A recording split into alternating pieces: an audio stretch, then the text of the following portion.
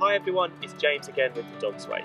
I wanted to do a video today on something that is a massive part of what I do in a lot of my training sessions, and I get a lot of inquiries about it, which is behaviours that come as a result of dogs that are too excited. And then what happens is that because they're too excited, they might get possessive, they might get aggressive, they might get destructive, they might get snappy around other dogs. So there's a whole host of behaviours that come from dogs that just spend too much of their time too excited all the time.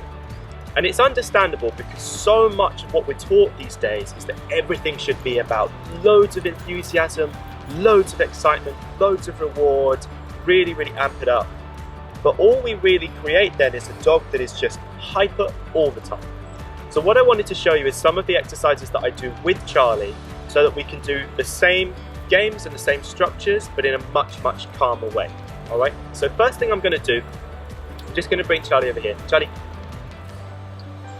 So you can see everything that I'm doing with him at the moment is based on very subtle, very simple signals. Charlie. So a lot of what I've taught Charlie to do is do stuff with hand gestures. So you can see I can ask him to sit, I can ask him to lie down, I can ask him to follow me, I can ask him to move away. Now what you'll notice is that none of what I'm doing is based on loads of excitement.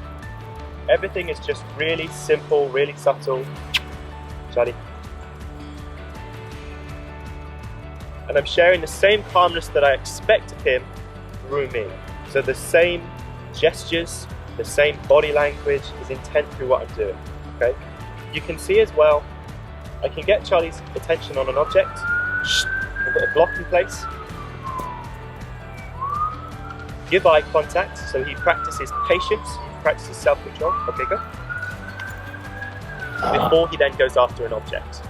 So a lot of people, when they say, well, I'm not that excited with my dog, but if you look at how calm you can be, if you set yourself that challenge of how much can I do with my dog without saying a word, how much can I do with my dog in a super calm way, then we can start to look at actually the difference between this versus something like, Charlie, come,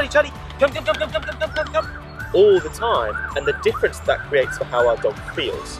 So one of the challenges I want to set you guys just to have a little think about is these same exercises that you can do, rather than doing things in a way where it's sit, come, Charlie, really hyper, how can you do things in a much calmer, much more meaningful way with your dog?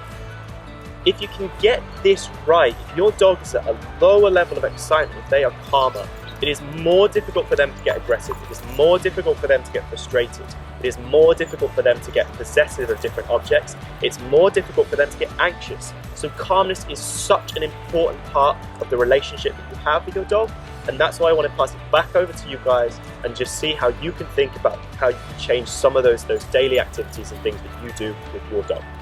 All right, hopefully that all makes sense, and hopefully you can kind of see the benefit. If you do need help, then of course just drop me an email, get in contact, and we can spend some time together. Thanks very much.